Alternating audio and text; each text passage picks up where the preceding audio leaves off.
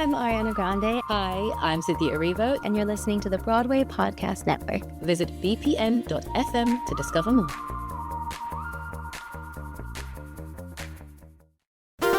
There's a cat over here.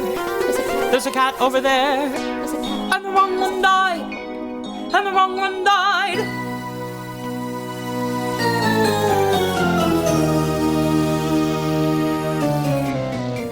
Welcome to The Wrong Cat Died, the podcast breakdown of the catastrophe. I'm your host, Mike Abrams, and today we have another amazing guest. We have been going back and forth, and I have been promised a lot of fun stories. He was Mungojerrie on the U.S. National Tour 5 in 2010 and 2011, and also performed a summer stock version of this as well. So welcome, Will Porter, and thank you for joining me. Oh my God, Mike, thank you so much. And I'm so glad that I now know that our tour had a number associated to it. We didn't know. I didn't know it was number 5.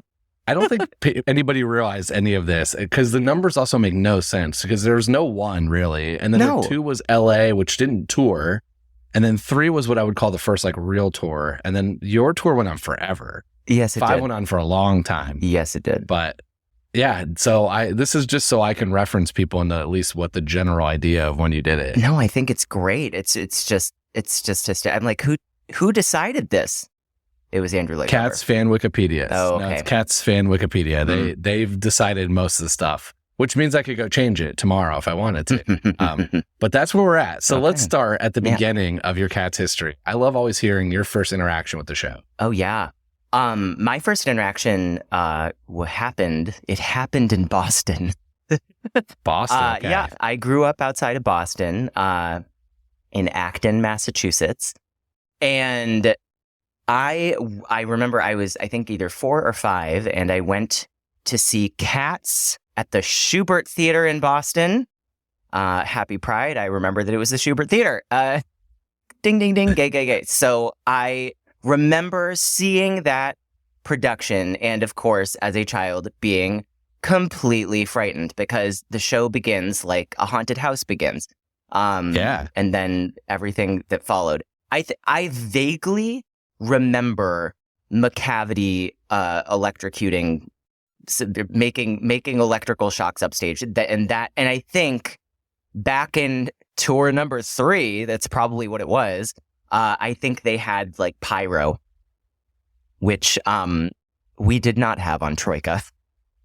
Yeah, Boston had the full effects for you. I love hearing you say that though.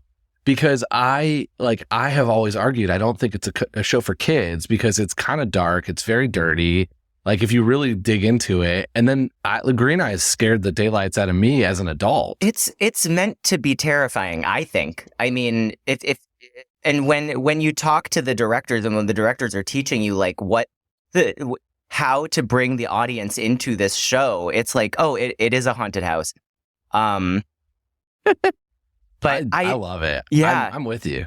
It was a slow burn though after that, you know, and definitely sparked something, and then cut to, you know, high school, junior high, I forget, with me and my VHS and my mom's hair ties and her makeup, and just like queening out in my basement to that video. That was formative.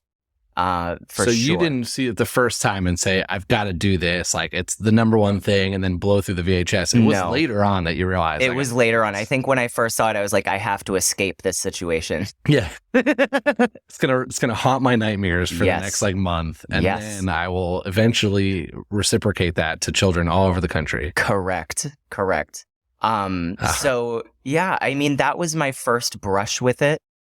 Definitely the 98 VHS PBS, whatever that recording of the show was formative in all of my interests in theater. So okay, yeah. So then you book it in summer stock. Oh my God! I think you said 2007. 2007. The year was 2007. The place was New London, New Hampshire, and if any of my friends who were involved with the show are listening, I tip my hat to you today. We did a production of Cats that recruited the idea of a boy, much like Alice in Wonderland, falling into the world of Jellicle cats. And I am here to tell you in front of God and everyone that is a bad idea. It does not work, and it made the gentleman who played the boy very upset because I think he wanted to be Rum Tum Tugger. But so the show started in a classroom where this boy, the teacher was very frustrated. Spoiler alert: the teacher was also Grizabella, and like, I guess he got a detention. There was no text. It was all pantomime. And then he tears down the classroom and you finally hear the da da da da da da da da da da da da da, and then we're in the junkyard. I love this. I love any version I've never heard, and this is a wild version. Oh, it was insane. Matt Densky, who is now on the Wicked tour, riding around the stage on a little scooter or turning into a Tin Man, depending on what day it is. He played McCavity, and I think I had to chase him onto a trampoline holding a fishing pole with a sparkly object on it to catch him so we could put him in a box. There were so many things that shouldn't have happened. So, all right, yeah. I got a lot of follow-up questions. Let's start with a couple. Oh, yeah. So the premise was that you're going to almost Alice in Wonderland fall into the Jellicle tribe, but from a school. Yes. And the boy, was it a cat, or was it just a separate character? Like, was it a certain, like, was it supposed to be Monkish Trap, or was it just No, it was anybody? It was absolutely not anywhere in the script.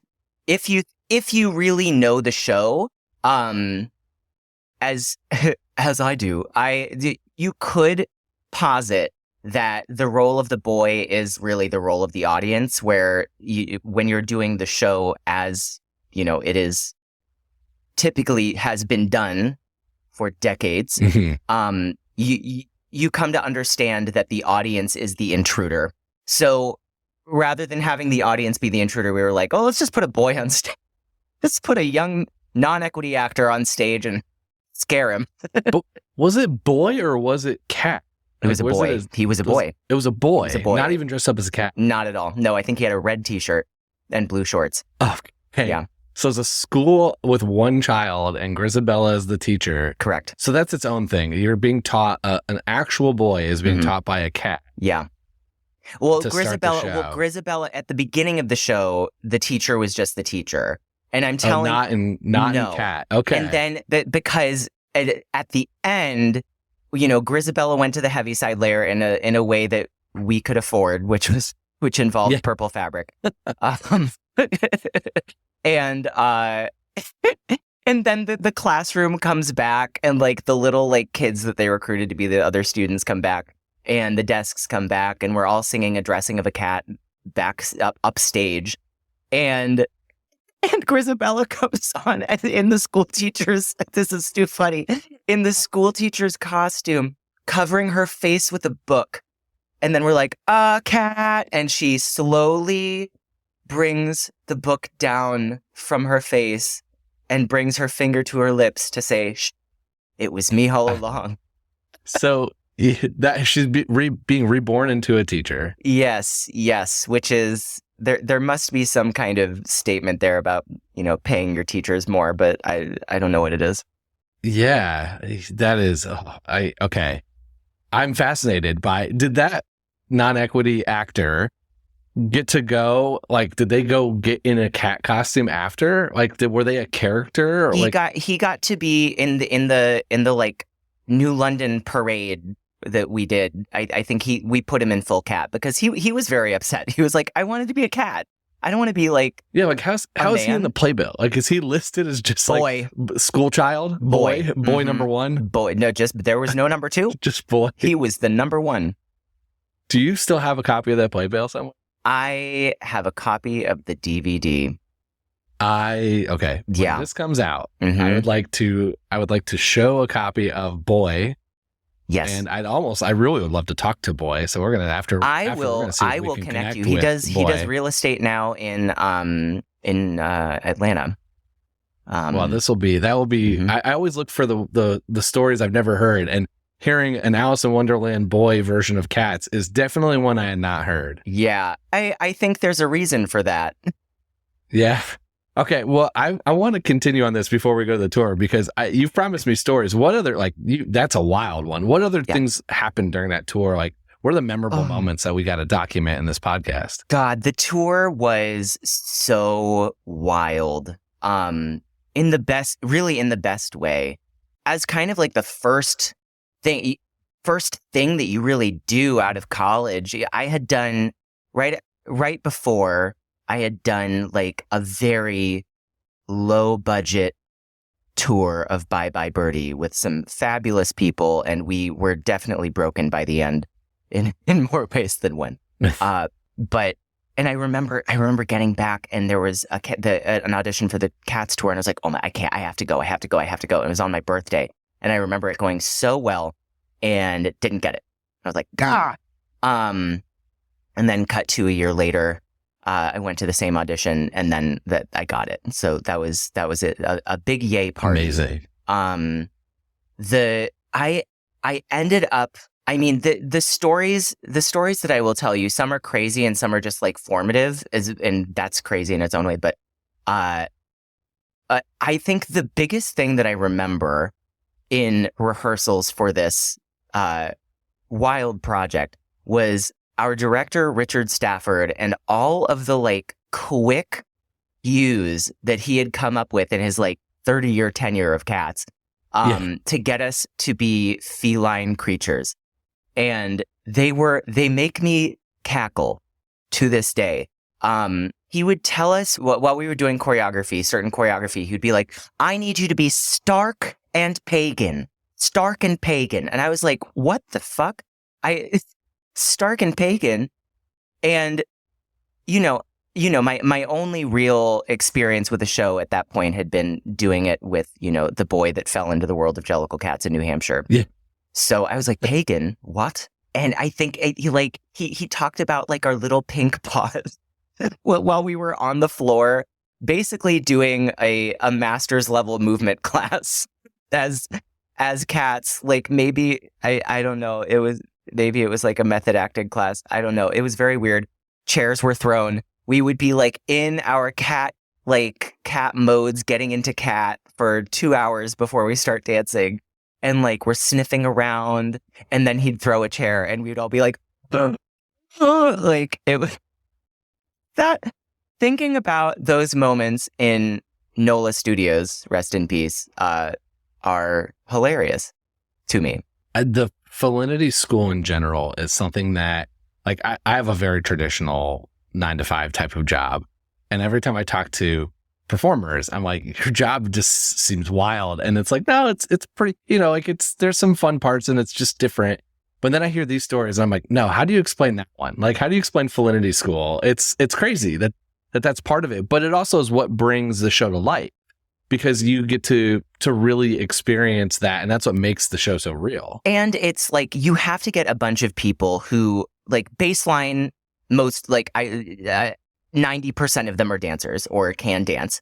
You have to get them all living and moving in the same world and acting at the same time, which, and everybody has different experiences with all of that coming in. So the Felinity School is very important. What other, so you've already told me about a couple of them that are coming. So I want to hear some of these stories, especially we'll get to, I want to hear about your parody video at some point. The tour, I feel like on the tour, I learned how to be and not be a professional actor. Like really. We opened in Kansas City, which is funny because I ended up getting my master's degree, in walking distance from where we opened Cats. So that was crazy. There were so many, oh my God, like we went to Hawaii. Like, what? We went to Hawaii. We got to do Cats in Hawaii. That's so weird and awesome. And we got to spend New Year's with Chef Morimoto, and he would sing Memory to us as he was chopping things. Like, we were like, this is a fever dream. We are non-union actors in like our nicest clothes that we could find at H&M, and we're like in Honolulu with these people who probably could buy us. If they wanted to. So that was crazy. I have a memory of I'm trying to think of a memory like of in the show. Oh, I've got one. Let's hear it. We were the second to the last year of that tour, and God bless it. The set was inflatable. The people were tired, and the itinerary was unhinged. But we spent a one-nighter at a school, and it was not uncommon for us to play a school auditorium. This school auditorium was small, and there's all kinds of contingencies for different size stages that we go to. The set is inflatable, so we can, pack it into a middle school, which we did. And of course, I know you talked to Lucy Horton because I listened to the episode. That weird UFO thing that Grizabella leads on, that was absolutely not happening in that situation. There was no way. So in that circumstance, Grizabella just stays on the tire and faces upstage and looks wistfully at the Jellicle Moon, which I don't think even fit on that stage anyway. But the real kicker of that whole experience was that our dressing room was the school library. And not the locker room. No, like gym locker room. Oh, no. The library. So we are in full cat, mincing around, terrorizing this library, taking all the pictures we can because we knew that someday we'd be on a podcast and we'd have to show you. But the pictures are crazy. It's like we're all holding books. Like Grisabella's behind the desk, like clutching her head. It's really funny. Did you have like an aha there of this is like the repeat of your summer stock? A little bit. Like you went from class to class, and Grisabella's behind the book. She's about to start the show, and exactly. Read the addressing of cats at the end, and you're in your dressing room. And absolutely, here we are. Yeah. You were just missing Boy. Truly. Where was he? He was far from us. He was get it away from me. Okay, let's hear this parody story. I'm ready to hear the parody video you all made. Well, it was sort of a parody video, sort of not. We made an ASPCA. Yeah, I guess that's a parody video. We parodied the ASPCA Sarah McLachlan advertisement with our physical therapist from Colombia named Olga, and Olga was the queen of our tour. Her hands were like inches into us in ways that we never could have expected. That is an intimate relationship. But she played Sarah McLachlan and we were all the rescued animals. And we have there's a clip of our Victoria eating, trying to eat instant coffee from a spoon. Mr. Mistopheles is tied in I don't know, something that we could find backstage somewhere. And something that this is funny. We had some swings put on a bunch of their swing makeup, and then they got in trouble because, well. Oh yeah, you're not supposed to show. You're supposed to show the plot. You're not. Right? It's not even that. They're you're using company resources. I was like, shut up. No, it's fine. Oh, okay. Yeah. But they don't have the budget for you. I know the budget. But sorry, Troika. But it was very funny, and I still have it on my external hard drive. It's waiting to make its way onto the internet again. So if I'm keeping track right now, we've got to one is we have to figure out take clips of the intro of your summer stock to put on the internet so we can see Boy 100% in the classroom. Yep. And then we've got now the video. We've got the playbill picture so we can see how they listed Boy. Yeah. And then we've got your Sarah McLachlan video, parody video. Absolutely. So this is all going to be being published at the same time here. We got to put all this out there. We got when this episode stuff comes to out. do, Mike. We have a lot to do. Yeah. I feel like this podcast is just uncovering random parts of history of this show and slowly getting it onto the internet for people to see. Because I feel like I've heard everything at this point, but but a classroom style Alice in Wonderland style boy version of Summer Stock is not anyone I was expecting. God bless Michelle Tattenbaum, our director of that production, because I think she definitely had the moment like well after where she was like, what did we do? Why did we do this? But I'm all for it. Like a show that's been around that long. Absolutely. It's been running forever. Mm-hmm. Making some minor tweaks to it is not going to dramatically change the outcome of what most people are going to see, which is incredible dancing, incredible singing, and some songs they know. So you can tweak a little bit of the beginning and ending and still get the essence of what everyone is there to see. And those New Hampshire people got an essence. Absolutely, they did. Absolutely. Yeah. I bet you they're still talking about it today. They might be, but most of them also might be 6 feet underground because that's kind of who comes to the shows.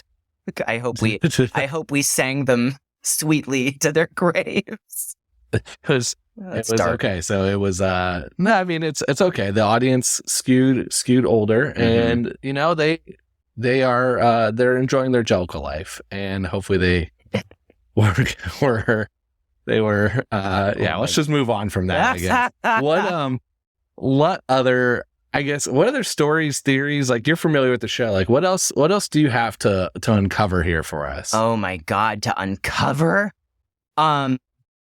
I'll just keep telling you things that I think are funny. I don't know. At one point during that tour, my friend Kevin and I just got Barbies and taped them to the swing booth, or he taped them to the swing booth, and we just I think we were just losing our minds a little bit.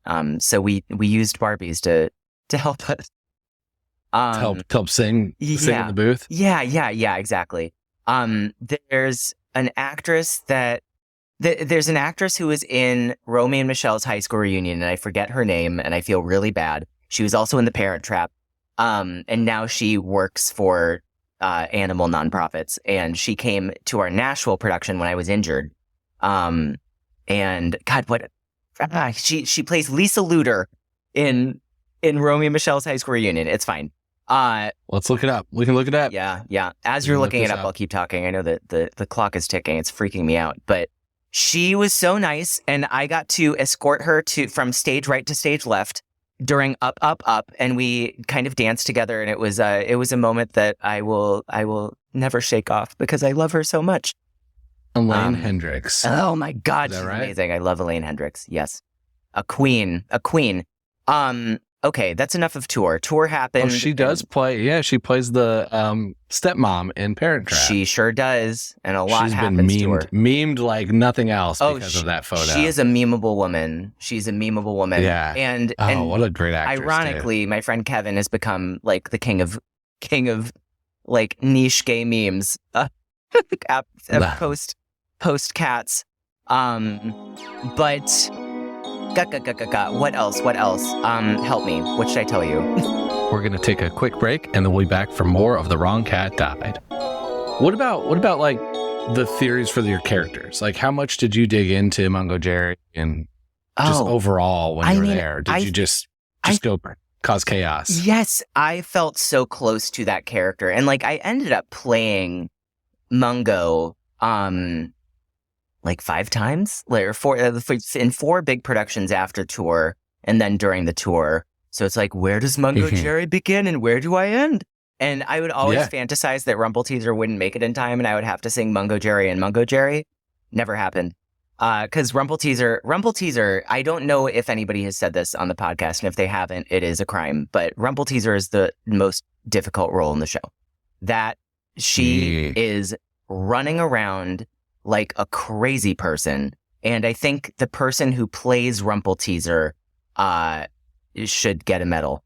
But yeah. So the Rumpleteazer sang, right? In your production. Yes. Because in the cast album and in some of the earlier productions, it's Mungojerrie sings the whole thing. Oh, in the original, it was Mr. Mistopheles. Yeah, the original. It was Mr. Mistopheles that sang it, and Mungo and Rump were like puppets. And I think dancing through. Yeah, made of like trash. And I think it was Coracopat and Tantamile. And so on the tour, they'd cut Coracopat and Tantamile, and like we became them for certain parts. There was a lot of weird cutting. Even the specialty number, Mungo Rump, we did an abridged version that was snipped, and they cut the best parts out. I was like, there's some really fun and jazzy choreography that did not make it into the tour that we got to do later in other productions, but it's so good. Gillian Lynn, may she rest in peace. What a fucking queen. Ding, ding, ding. Incredible. Yeah. Tell me about the other productions. You said you did it 5 more times? I did it four after. Ish. Yeah, 4 after the tour. And I had so many amazing women as my rumble teethers. I did it at Gateway with a woman named Debbie McCasland. I did it on tour. I did it with Kristen Corderoni, and all of our incredible swings. I did it twice with Broadway's Amanda Lamont, and she is a very good friend of mine. And I also did it with Broadway's Mara Newberry Greer, who is now a fancy dancy choreographer. And we love her work. Amazing. Yeah, it's wonderful. Okay. I did it at Gateway Playhouse, and that was magical. I did that with Lucy. Did I do it with Lucy? I did do it with Lucy. I did do it with Lucy Horton. And on that project, I got to work with Jacob Brent for the first time, which is magical if you grew up watching the damn movie, because the man is the most magical dancey man ever. I think the most Cats knowledge I think I've ever met. Oh yeah. Him. Oh yes. And I think he coined the phrase Broadway eyes. Yeah. I love Jacob. And we also. All right, I gotta. Oh, what? Oh, go ahead. Yeah. We also did it with Ken Page. Well, yeah. Ken. I mean, the whole the picture of the two of them is infamous. Yes. Goat. And then we did it with one of my best friends in the entire planet, Jessica Hendy. So that was... Who was incredible. Oh, my gentle Jesus. She's so good. And her stories... She had an amazing one-woman show. Yeah? Oh, did you see it? I did. Oh, it was so good. I loved it. Oh, gosh. I couldn't see it because I was in grad school. But... after that, okay, I did Gateway. I did Merry-Go-Round with Jacob and Lucy again, and that was with Taylor Dane. Tig Notaro's favorite person, Taylor Dane. And then I did it at Pittsburgh CLO. That was the one with Mara. And then I did it at North Carolina Theater, where I got my equity card with Amanda Lamont. And you were Mungo all the way through? The whole time. The entire time. The whole time. I have a question that I feel like most people dance around this answer, and I think you're going to give me a straight answer based on how things have gone today. I always love hearing when you go on tour, your favorite and least favorite cities. So what was your favorite stop and what was your least favorite stop? Oh my God. You might be asking the wrong person, because typically my favorite thing is chaos. So, but okay, I will say this. I think Quebec City was amazing. We got to perform there during the winter games, winter celebration, something. Gorgeous. Are you kidding? It's a European frickin' city with a castle, and I think we were in a weird dinner theater kind of place, but it was great. It was absolutely that's the French great. part of Canada too. So you get all the culture from that. French AF. Yeah. And then the place that's coming to mind for our worst stop probably wasn't our worst stop, but it was pretty not great. It was San Bernardino, California. Okay. So not some random Midwest city, which is usually what gets thrown under the bus here. No. I think I can't really remember a terrible place other than, I mean, the most memorable place on our tour was that library. It was a school? Where school. Was that? It's a one-day stop. Do you remember where it was? It was somewhere on the border between New York and Canada. I cannot remember. Okay. Very small town. All right. It was so funny. I think San Bernardino. What was wrong with California? Yeah. There was we were told of much crime. We were told of much crime. Okay. And I think we were, the band was next door in like what looked like a bombed out movie theater that like, I don't know what happened, but it was definitely like dismantled somehow. So the band was somewhere else. We had to climb these really creaky old, like vaudeville, like maybe Gypsy Rose Lee was there when it was new, like these creaky stairs in this dusty, and there were just wigs, like random wigs everywhere. So, we obviously put them on in full cat. And I have pictures of our Cassandra, Laura Henning, wearing what could be a bell wig, in a really sad production of Beauty and the Beast. Maybe that's what they were doing. I don't know. Different animals. Yes. San Bernardino does stick out though. Okay. Yes. I love it. It's fun to hear what's still, it's been 12 years, 13 years. Like it's been some time, but like what still is memorable for you from this experience? Oh. And there's obviously things that happen because you're traveling around one day in a school and then back on the bus and then on a plane and you're all over the place. It ain't cute. I will say I don't remember where it was, but I think the worst thing that happened was we rolled into this one city and they're like, we got dinner for you. Don't worry, there's catering. We're like, oh boy, what does that mean? They're like, it's chili. We're like, oh, good. Yeah, absolutely. A nice bowl of chili before we stuff ourselves into a unitard and writhe and scream. I had the chili. Why?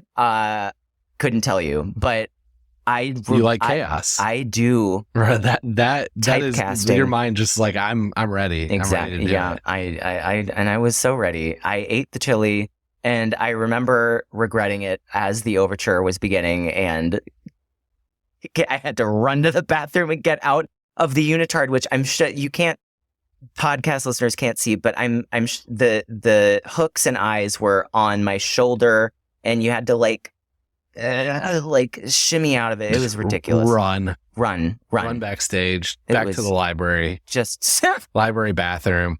Yeah, those were some tour moments. Just beautiful. Okay.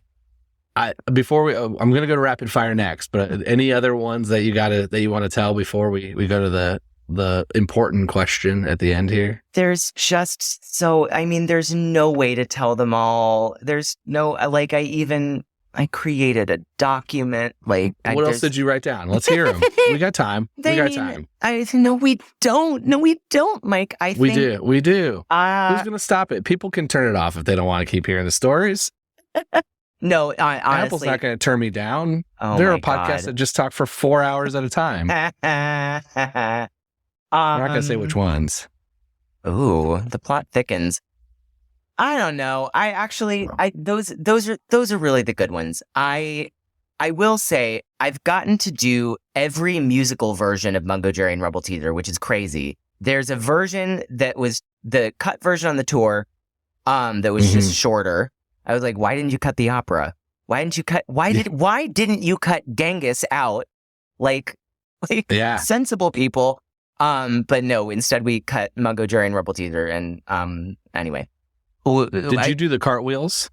Oh my God. Yes. Let's talk about the cartwheels. The cartwheels taught me how to be a really good scene partner, because no matter what, during that number, you have to be, your eyes have to be glued on your Rumble Teezer. But they do. You are responsible for Rumble Teezer being upside down for like most of the song, which weirdly she is. I'm like, what are you putting this woman through? But yeah, the cartwheels, I ended up like, and poor Amanda, if you're listening, I love you so much. Well, all of you. I got so in my head about it that I was like, I want to run it before every show. And it's just hard. It's just hard because with height difference and everything. But yeah, I did the freaking cartwheels. Sometimes we did 3, sometimes we did 5, sometimes we did 7. The first time I saw it, I was like, again, blown away by the whole thing. But that moment in particular, I couldn't fathom it. You know, like it's not something that I'm physically capable of doing. by myself, but just watching it is crazy. It's physically unhinged. And like after all that we did, and I can tell you right now, and all of our listeners in the world, it's hard. It's a hard number. And then you have to do the Jellicle Ball right after. So it's like, whoa. Yeah, so the two of you have what I think is one of the most interesting parts of the show. Like, I think track-wise, from story-wise, it's like, oh, you just get to cause chaos. So if I take that part out, but from watching it, almost all the time there are multiple cats on stage, and you get one of the few moments where it's like, nope, just the two of you. Like, yes, all eyes on you, focus, and then exactly your point is you finish and you go almost immediately into this most insane, difficult 13 or 14 minute, however long, depending, just cardio workout that most humans couldn't do in their lives to begin with, let alone doing it at the end of the first act. It's rude, but it's beautiful. It's rude and beautiful. Both can be true. And then you get to do it 8 times a week. Exactly. Sometimes in 10. 3 cities. Oh my God. Yeah. Sometimes 10 in 3 cities with no like actual dressing room half the time. Absolutely not. The Mungojerrie and Rumpleteazer are great roles, though. They, of all the kittens in the show, you know, I mean, so much of the lore of the show is teaching the children the customs.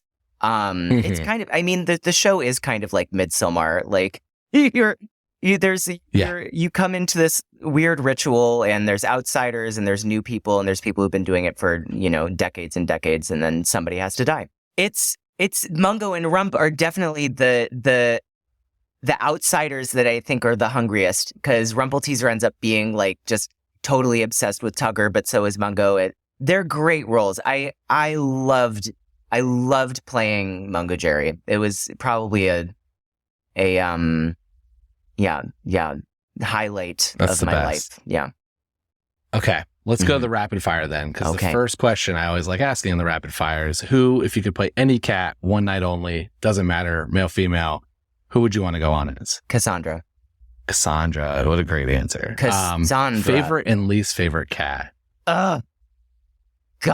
Oh, that's hard. Favorite cat? Oh. Yeah.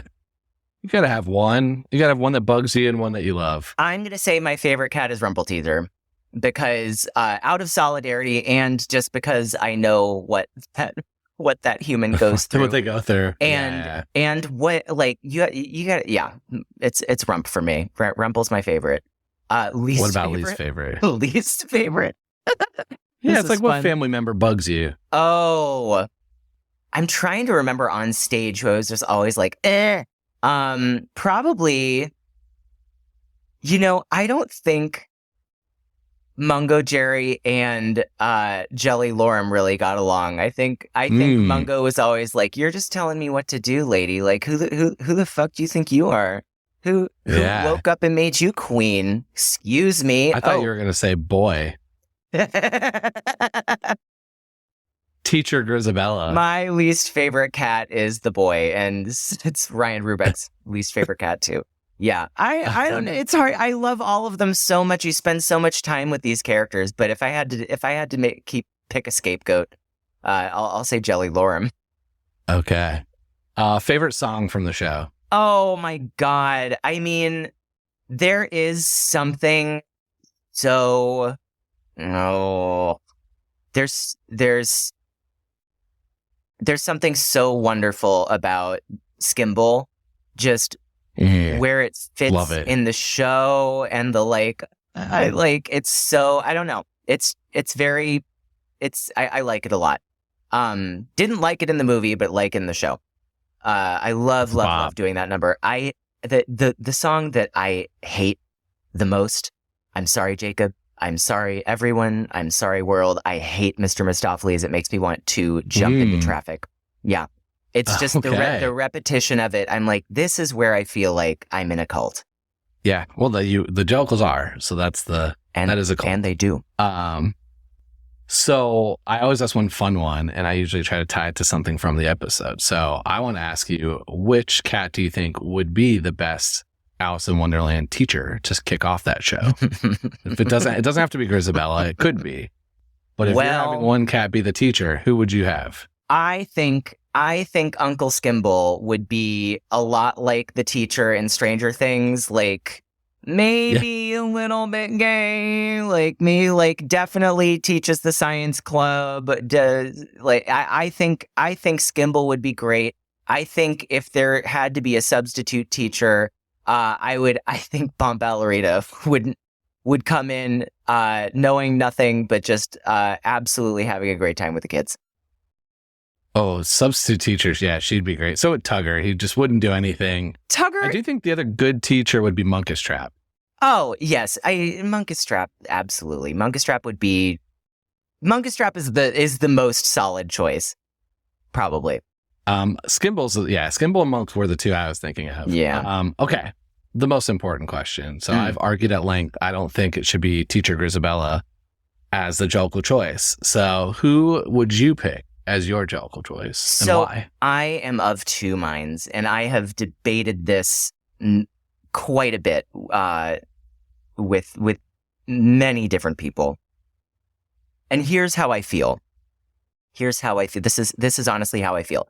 If I had to just pick someone right now, I would say I would answer you with a question. Who sat on stage during intermission? Was it Gus? Was it Gus? No, I don't think it was. Was it, who else is old? Was it Jenny Anydots? No, it was not Jenny Anydots. It was old Deuteronomy. Okay? Why doesn't he get to die? Why does he have to stick around on this Jellicle plane coordinating this damn party? He's got to go sometime, right? Now, I mean, eventually he has to be the choice. There could have been like a very, easy transference of power where it's like, hey, Grizz, get on the tire. I'm going up the stairs. Like, that would be great. Yeah. But I feel another way. And if it's okay, I would like to share. Yeah. Let's hear the both. Yeah. I had a fantasy when I was on tour of Grizabella entering for Final Memory. And I'll preface this with, what is the problem of cats? What is the problem? I would say it is Macavity. Macavity is the problem. And Macavity is not vanquished. Macavity, the problem of Macavity is not solved. He just puts two jumper wires together and then goes off stage to, I don't know, maybe he moves. But the problem is not solved. I think Grizabella has the know-how and ability to solve the problem. So what if, Mike? I think Grizabella's got something to prove. What if she comes on holding the severed head of Macavity, and she's like, "Yo, well, look what I did. Look what I did." And then she rolls it in front of the tire. She's like, "Here," and then she sings Memory, and everyone's like, "What the hell?" And I don't know. Depending on how gruesome you want it, how Greek you want to go with this production, which I think you should go all the way. Maybe instead of falling, she just starts eating the head. I don't know, but I would let her go to the Heaviside Layer if she did that. Well, at that point, maybe Macavity is your Heaviside Layer choice, because the point is one of them's getting killed. And so maybe she kills Macavity and then just stays with the family for the year. And he's the quote unquote choice, but in a negative way. Yeah. Who says it's positive? You bring a great choice, but he's not killed at the ritual. Or brought, it's more like, it's kind of like Electro, where it's like, I killed Agamemnon. That was niche. So you're saying, so you have the conflict and resolution in your story, which we lack in Cats. Just a little bit. Conflict resolution. It's just like a little bit. He gets kidnapped. He kind of goes back. Was this guy really bad? So you're saying Grizabella, before she comes back, let's take care of Macavity. That gives us a story that closes. Then she still sings her number. Yeah. Come on stage, and we're ready fully to go. Bloody, drenched in Macavity's blood. Like I think. And that shows us, the audience and the Jellicles on stage, like, oh, yeah, she was scorned, but look what she learned. This is the lesson that old Deuteronomy wants. Yeah, I solved the problem. Let me go up the stairs. I do think the Macavity story is really, really strange if you add a couple things together of like, if he's broken every human law, that means he's done some stuff. Oh, yeah. And that's in the lyrics. Mm-hmm. And so the fact that he does just kind of disappear, and goes back to Plato even maybe, or just in general is just, okay, fine, we're just going to let him be. He kidnapped our dad, but but it's also his dad, right? Yes. So it's really kind of it's a weird storyline that does not get a conclusion. It doesn't. And that's why like the show is a little Greek. Yeah, there's definitely elements of Greek chorus. I just got my master's degree. I'm so sorry. I'm so sorry to take you to this place. But like, because of Did you write your thesis on this? No. But like, I could. Yeah. So could you. But like, I think we just need like kill McCavity, bring his head to the ball, and get your just dessert. Can you imagine 4-year-old you in Boston seeing that version? I mean, you talk about having nightmares before seeing a normal version of Cats. You wouldn't sleep for weeks. Oh, no, I don't think I'd ever sleep again. I mean, it would ruin lives. But the theater of it all. I'm going to mark down your first choice as Old Deuteronomy, because the second one still puts Grizabella as your choice. Yeah. And while I do like the creativity and I like the idea of something new, I don't want Grizabella to be the choice. So I'm going to go with your vote 1. But I'm always here for a new version. Although clearly there's been way more new versions than I know about, because I did not know about Alice in Wonder Cats. Alice in Wonder Cats, it happened once in New Hampshire and never again. Well, maybe it happened again. We don't know. It could be. I think there's a future. There's a future where that could be done again. I hope not. Please don't. It is a little weirdly, but the thing is a little weirdly parallel when you started telling me not before it was boy in red shirt. Mm-hmm. I kept thinking about the 2019 movie where they did give Victoria to be like a lens of the story, which is kind of an interesting way to portray the story. So I was like, oh, that's cool. They did that, but not with boy in a classroom. It was our barn production was not dissimilar of that treatment of Victoria in that movie. And I just want to say that if you're listening right now to this podcast, please, and all you have seen is the movie, the 2019 movie, which is splendid, lots of talent, lots of great tales and digital things. Please watch the 1998 version somewhere. Yes. Please. If nothing else, all the songs are on YouTube on the official Cats page from that movie, so you can see most of without just by watching it in clips. Precisely, and with Jillian's choreography, and that's not a dig on Andy's new choreography. Andy Blankenbuehler is a genius, but there is something so vital about her contribution to Cats that, I'm not a purist, of course. Like I just talked about severing a head in a musical. You're ready to kill McCavity. But don't touch the choreography. But the thing is, the choreography is it's hard. It's hard to do better than what she did, I think. Yeah, I mean, she's a genius, and so Well, this has been super fun. How can people keep up with you on social media? And when we post all this stuff, find all the things you're going to throw on the internet all when of this episode comes out? Easter eggs. You can follow me on Instagram. How's that? My Instagram is I definitely will. How creative. Nice. Yeah. I'm Love there. It. Follow me. It'll be fun. Yeah. I can't wait. I can't wait to see. I'm going to make you send me all this stuff as soon as possible. Well, this has been amazing. I've loved hearing all these stories. You promised stories and you delivered stories. And so I kept thinking of them. I mean, there's still more, but there's no time. That's the part that's crazy about this is you wrote some down. Like there'll be 20 more you're going to think of later. And I think that's what makes this show so great though, is that everybody has a very different and unique perspective on certain things, even though there is some common themes. And that's why we're 160, 70, wherever we are, episodes in on the show. It's such a good podcast. I love still going. It's great. You've done an important service to the world, Mike. Who knew that this was going to be my calling, documenting the history of Cats the musical. But I'm here and I'm glad, and I appreciate everyone who listens, because we do have a good group of people that listen to this and share their theories. So if you listen to this and you have your idea of how McCavity should go, I'm open to hear new ideas, because we're always looking. I'll I'll leave with this one image that I would also fantasize about this on tour, is we would be singing a dressing of the cats as old Deuteronomy is singing to us. And I would just imagine hearing, and then like a dummy would fall dressed as Grizz with an X spray painted on her. Just like rejected from the Heaviside Layer. The mannequin falls downstage, curtain. Next choice. Next choice. So, I mean, that's really what this podcast is.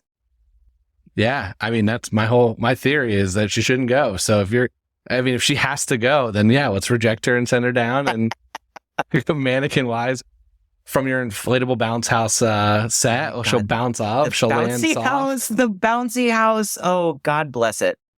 It looks pretty good.